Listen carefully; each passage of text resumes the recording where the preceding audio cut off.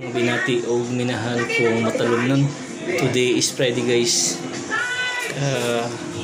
Sa mga negosyante nga ganahan magnegosyo diri sa lungsod sa Matalom, welcome tanan nga mo invest o business diri sa lungsod sa Matalom. I hope nga daghang mo put up o negosyo diri sa lungsod sa mana ma'am?